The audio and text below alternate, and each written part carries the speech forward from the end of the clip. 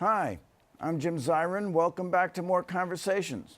Once again, our conversation turns to the New York art world, where we see contemporary paintings fetching record prices at auction and galleries announcing openings almost every week with shows of new artists hoping to win acceptance for their work.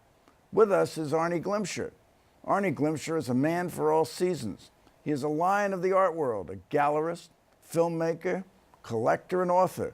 He is the owner of the Pace Gallery, with annual revenues in the neighborhood of over $1 billion, who has walked a long road from a small gallery on Newbury Street in Boston, which he started in 1960, to a New York destination for the most important collectors, curators, and artists of his time and ours. Representing more than 84 top-selling artists, Arne Glimcher built Pace into a global empire powerhouse, occupying gallery space on 3 continents. And we're pleased to welcome to this table to talk of his unique journey. Great to have you with us, Arne. It's nice to be here, Jim. Now, what has been your overriding passion as a gallerist and an art dealer? My passion is art. My passion is living with artists. I was trained as a painter. I went to Mass College of Art, very important in my life. Went to graduate school afterwards at Boston University and focused on art history. But I love art, and I love the company of artists, whether they be actors or painters. There's a magic to being with these extraordinary people. Now, you were born in Duluth, Minnesota. Right. When did you move to Massachusetts? I moved to Boston when I was 7. And I think the second week after we moved, my mother took me down to the Boston Museum of Fine Arts and enrolled me in Saturday morning art classes. And that was the beginning. And initially, I think you said you wanted to be a painter, perhaps, but how did you shift over and go over to the other side of the table and become a dealer? Well, in all modesty, I was a really good painter. I think that I was one of the best painters in my class, but I wasn't good enough for me. You know, a painter has to have a divine stupidity. Divine stupidity, what do you mean by that? That they can overcome or compete with all of the greatest achievements in the history of art. I knew I couldn't. But I was outside of myself, and an artist can't be. I mean, that's what I say, this wonderful stupidity that you just feel you can do it, and it's a calling. You know, art chooses the artist. The artist doesn't choose art. And if the artist chooses art, it's not very good art. And is being an art dealer a calling? I don't know. It's been a calling for me. But it's also been a way to live. I think that my wife and I married very young. Her interest is art as well. She built the gallery with me. This didn't happen alone. And the international aspect of the gallery has been taken over by my son, Mark. So it's been a family enterprise. And he's incredibly active and talented, and he's taking the gallery to the next generation.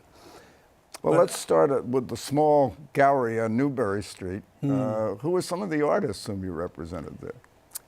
Well, some of the first artists that I showed were my professors in art school.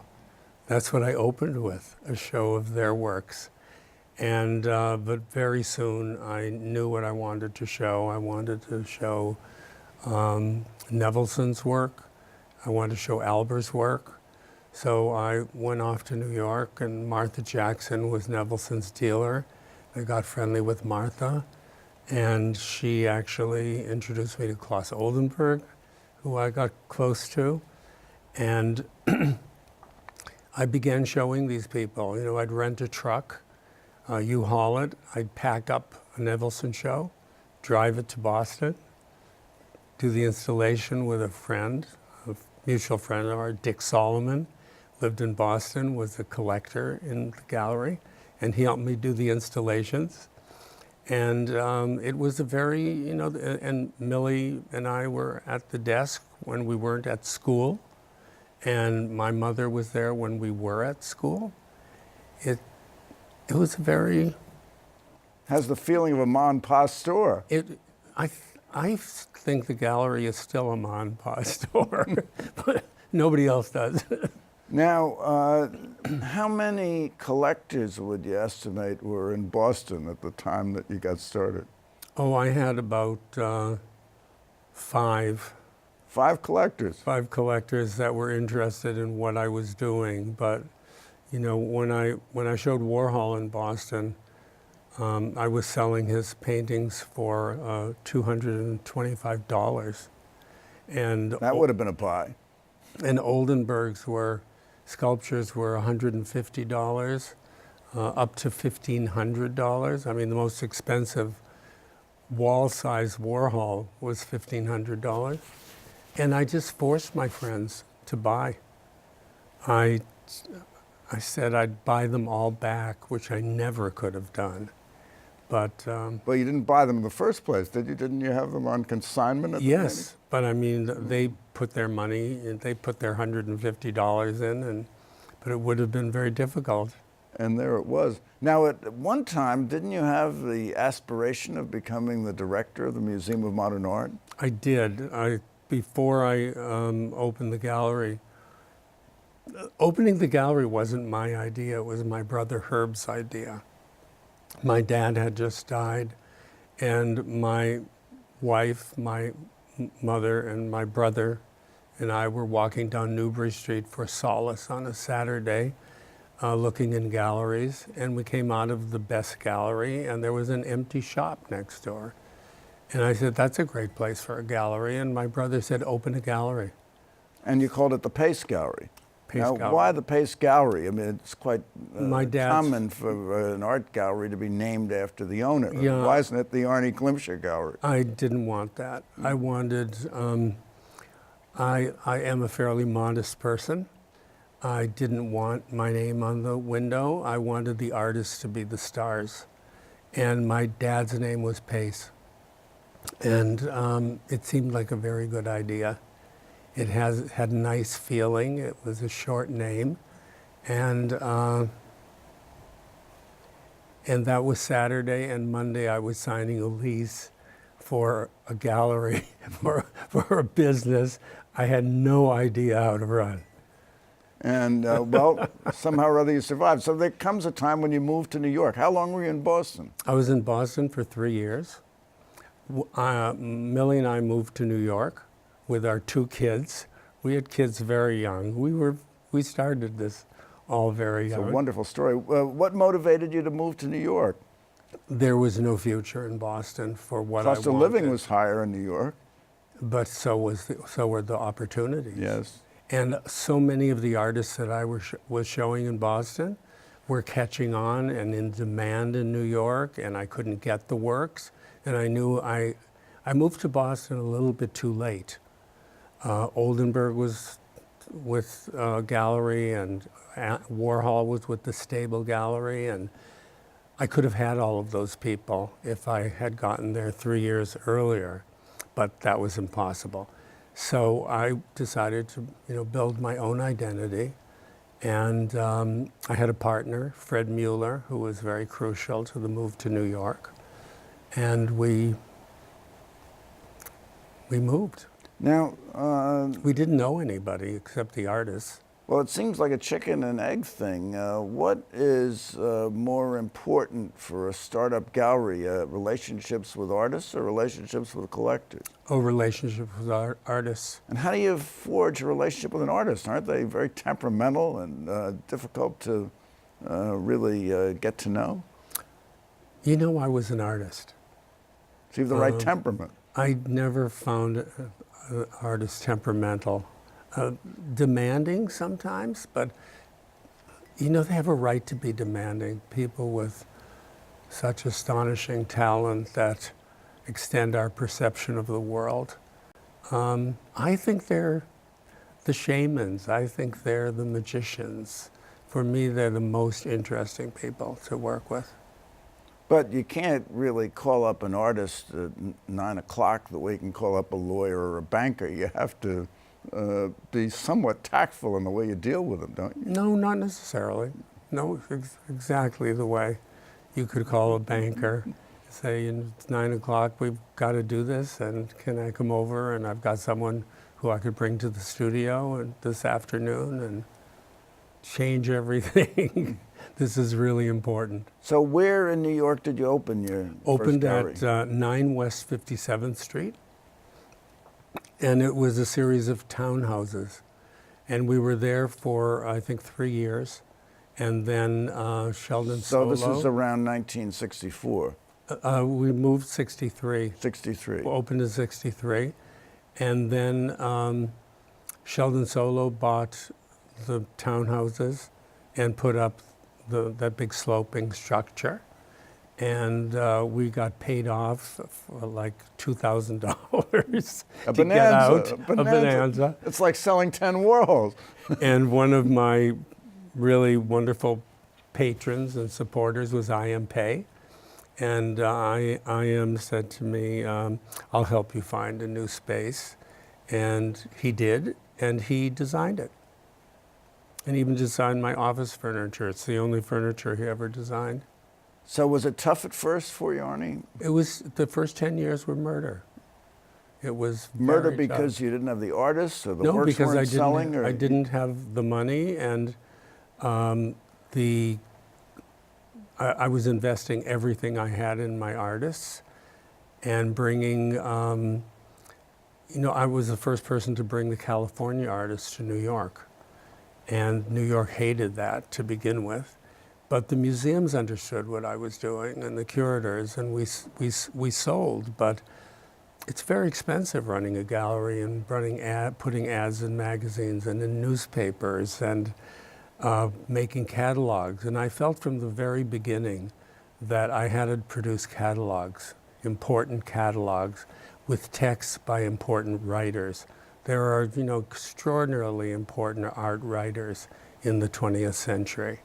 And I had the option of commissioning them for very little money to write the texts for these catalogs. And when you think about the history of my gallery that is so apparent to any scholar, and Castelli's, Leo's one of the great galleries of the world. He never made a catalog. There were posters and little posters, and nothing exists, and except some maybe archival photographs of the exhibitions. I've documented 58 years of the New York art scene. Did you have an overriding aesthetic in your selection of artists? I did. I think the most important artist to me in beginning the gallery was Robert Irwin. And he still is, high amongst my favorite artists. I think if there's an avant-garde alive in the world today, which there isn't, it's in Robert Irwin. This is an artist who changes what art is, not changes what art is, but reveals the essence of what art is. Are you still offering his works? Yes, and he's 90 years old. And we had a show this year, incredible show, of 8 new pieces.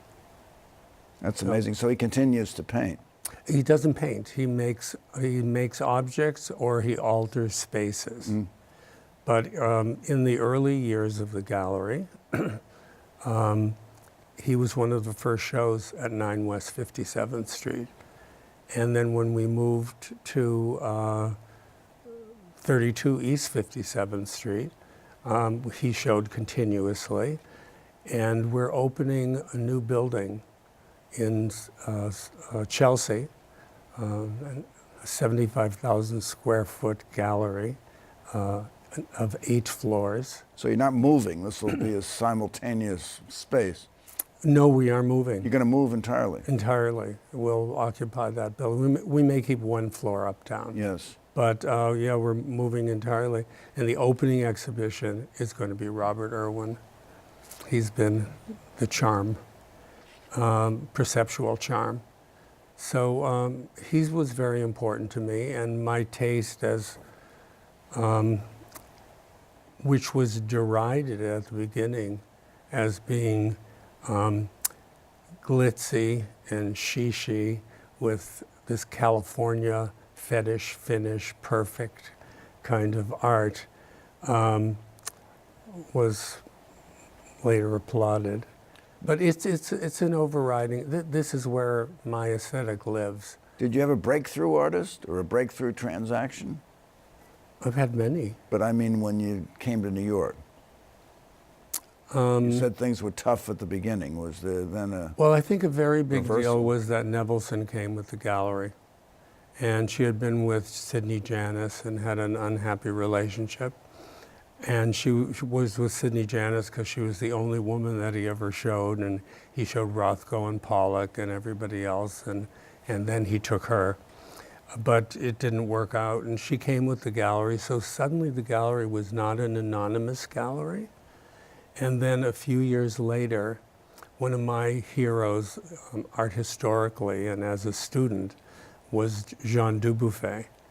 And he came with the gallery, and that was an amazing thing. So he was a French painter, but he was then in his 60s, wasn't he? Yes, and he was he was the hottest artist in the world at that moment. You couldn't get a painting. And he came with me, and we had 18 years of great relationship. When I started with him, Annette Michelson, who introduced me, said, beware of Dubuffet. He has no servants. He makes slaves of his friends. But it wasn't true. He spoke English? He spoke a little bit of English, but we spoke in French. Spoke in French. Now, you also accomplished a major transaction with, I think it was the first $1 million sale of a contemporary artist of Jasper John's Three Flags. I did. Tell about that. Burton and Emily Tremaine owned the painting. A very important German collector wanted to buy it. And I stopped over one night to have a drink with them on my way home. And she said, Peter Ludwig, has offered us $500,000 for the Three Flags. I said, you can't sell it to Germany. You can't let that painting out of this country. It's the quintessential American painting. And she said, but nobody is going to pay that price for the painting. And he's really ready, and he's ready to buy it, and I think it would cause a sensation. And I said, what if I can cause a bigger sensation and get you $1 million for the painting? I'll take no commission. And let it go to the Whitney Museum where it belongs.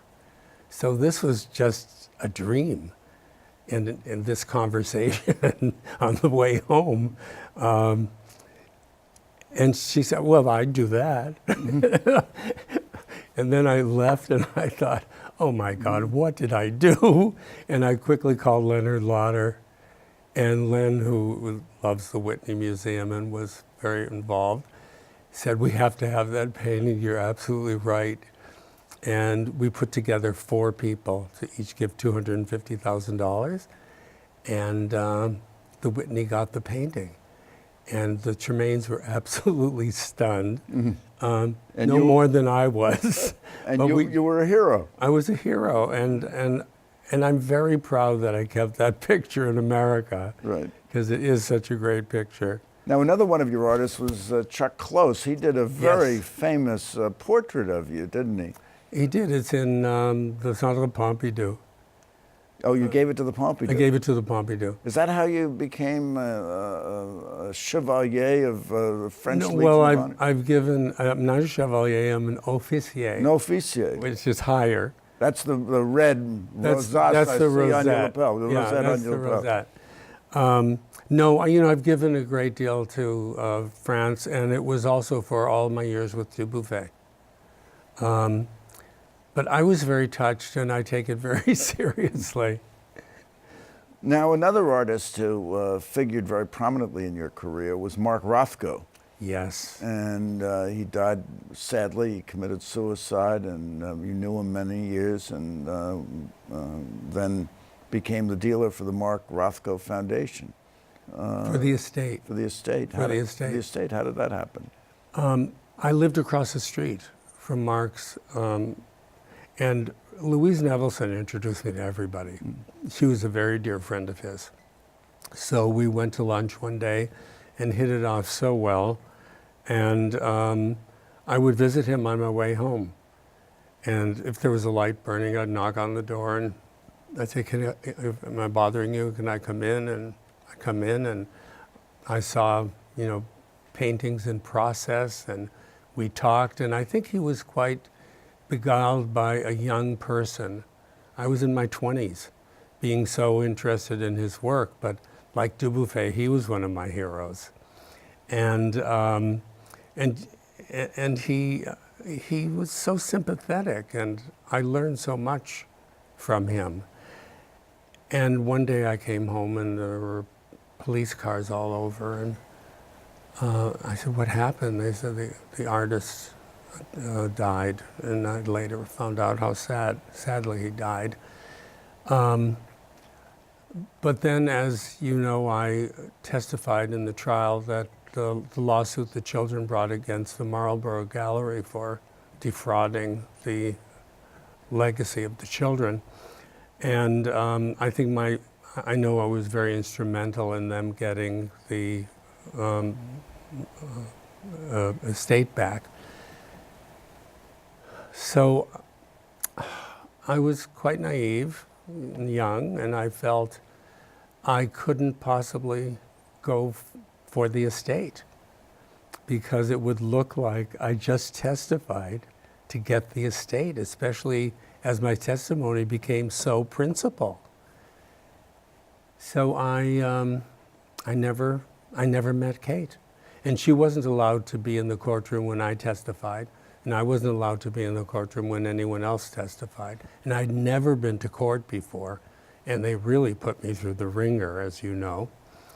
And so about 8 months went by, and her lawyer called me, and he said, aren't you interested in the Rothko estate?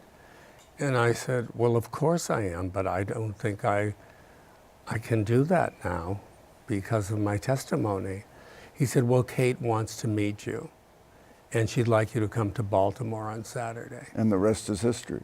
And I came back with the Rothko estate. Yes, that's wonderful. It was great. Yeah. We read headlines in art news all the time about some prominent artist leaving some prominent dealer. Your relationships with artists have been long-term relationships. Everyone's interested in long-term relationships. What's been the secret of your success? Well, Irwin is 55 years, and so is Lucas Samaras.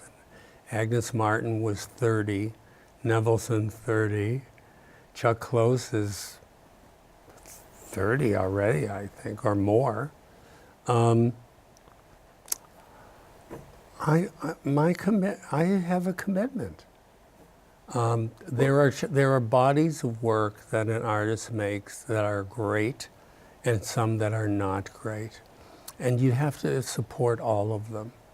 And I know what's best, and I know what's not best, and I know what the best paintings and sculptures are and ideas are, but I never give my advice to the artist. That's the secret. I never say, that's the direction you should go, or that's the direction. Because if they go in what is, quote, a wrong direction, it leads to a right direction. You don't know what the creative process is. And I think that's the secret. They know I love the work and I love them. Now, you've also been a filmmaker, an Academy Award nominee. Yeah. You have been an advocate for conservation in Africa.